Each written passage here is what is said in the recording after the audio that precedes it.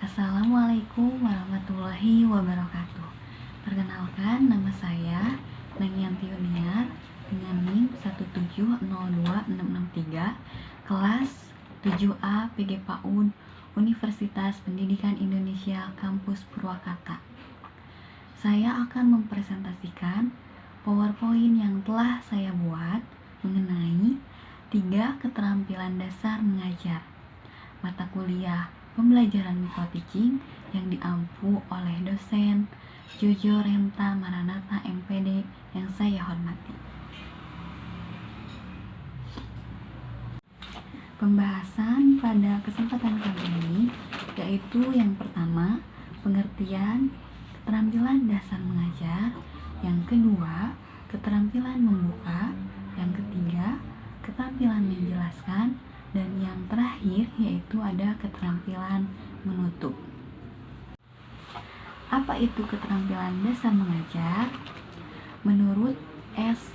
Glickman tahun 1951, keterampilan mengajar teaching skill adalah kemampuan atau keterampilan yang bersifat khusus most specific instructional behaviors yang harus dimiliki oleh guru, dosen, instruktur, atau widyaswara agar dapat melaksanakan tugas mengajar secara efektif, efisien, dan profesional. Jadi, keterampilan mengajar ini sangat diperlukan atau dibutuhkan oleh seorang pengajar. Karena kenapa? Karena dengan keterampilan mengajar ini dapat memudahkan atau mengefisienkan, mengefektifkan, dan secara profesional dalam proses mengajar. Lalu, seperti yang dikemukakan oleh Underwood dalam Iriani tahun 2008, halaman 280, keterampilan mengajar yang baik akan sangat mempengaruhi cara siswa memandang Anda dan pada gilirannya akan mempengaruhi perilaku mereka dalam proses belajar. Nah, keterampilan mengajar ini jika dimiliki oleh seorang guru dapat mempengaruhi proses pembelajarannya, baik dalam perilaku siswa ataupun siswa memandang kepada pengajar seperti apa. Nah, lalu apa saja yang termasuk dalam 3 keterampilan dasar mengajar?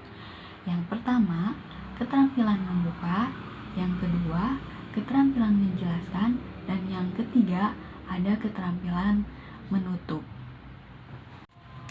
Yang pertama yaitu ada keterampilan membuka.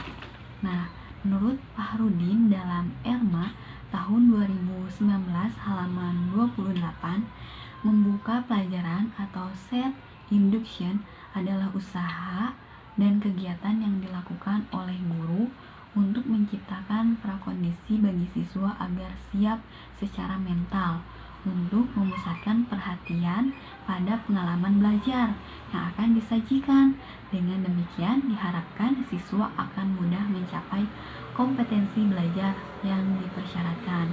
Nah, jadi membuka pelajaran di sini yaitu merupakan usaha yang dilakukan oleh guru untuk membuat anak atau peserta didik siap secara mental sehingga anak akan fokus terhadap apa yang akan dipelajari pada hari itu.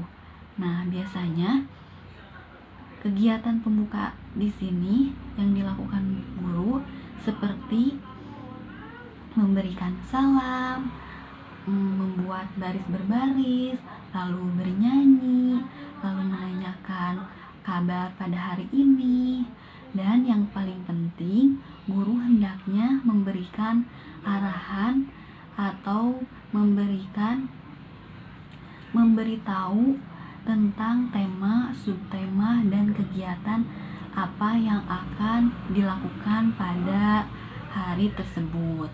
Nah, dengan keterampilan membuka akan dapat memudahkan proses pembelajaran berjalan dengan lancar. Nah, lalu apa tujuan membuka pelajaran? Nah, secara khusus tujuan membuka pelajaran adalah sebagai berikut. Yang pertama, mempersiapkan mental siswa agar siap memasuki persoalan yang akan dipelajari atau dibahas dalam proses pembelajaran. Seperti yang sudah saya jelaskan sebelumnya, kegiatan pembuka di sini untuk mempersiapkan anak secara mental agar dapat memasuki proses pembelajaran. Nah, lalu yang kedua, menarik minat dan perhatian siswa. Nah, ketika guru memberikan arahan tentang kegiatan pada hari tersebut, maka akan menumbuhkan minat dan perhatian siswa terhadap proses pembelajaran yang akan dilakukan.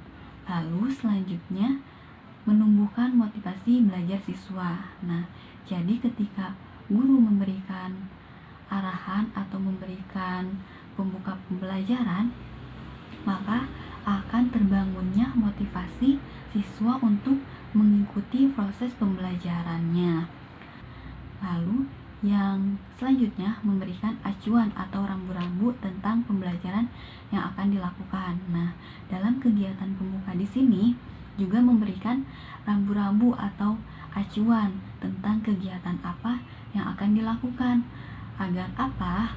Agar anak ketika memasuki kegiatan yang akan dilakukan, anak tidak lagi kebingungan harus melakukan apa.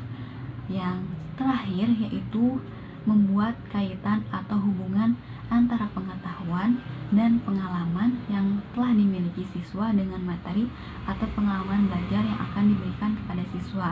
Nah, dapat juga mengaitkan tentang kegiatan apa yang akan dilakukan dengan pengalaman siswa. Biasanya akan lebih efektif proses pembelajaran dan siswa akan mudah untuk menyerap tentang proses pembelajaran tersebut.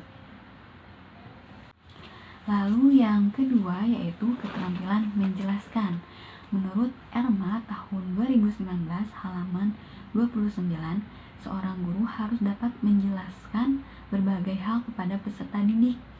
Hal yang disampaikan harus sesuai di tingkat kemampuan berpikir peserta didik. Nah, misalnya guru akan menjelaskan konsep atas kepada anak usia dini, usia 5 sampai 6 tahun atau 4 sampai 5 tahun. Nah, tentunya guru harus menjelaskan secara sederhana atau lebih nyata dan konkret. Agar apa? Agar anak mudah memahami apa yang guru jelaskan. Nah, keterampilan menjelaskan di sini sangat mempengaruhi proses pembelajaran, mempengaruhi keberhasilan guru dalam mengajar. Maka dari itu, keterampilan menjelaskan di sini sangat dibutuhkan oleh guru dalam mengajar. Nah, lalu yang terakhir ada keterampilan menutup. Menurut Mustafa dalam Erma tahun 2019 halaman 30, menutup pelajaran atau closure adalah kegiatan yang dilakukan guru untuk mengakhiri pelajaran dengan cara menyimpulkan secara menyeluruh tentang apa yang telah dipelajari siswa serta keterkaitannya dengan pengalaman sebelumnya. Nah, jadi dalam menutup pelajaran di sini, guru tidak lagi menjelaskan tentang pembelajaran, tetapi menyimpulkan untuk menyempurnakan proses pembelajaran agar lebih sempurna.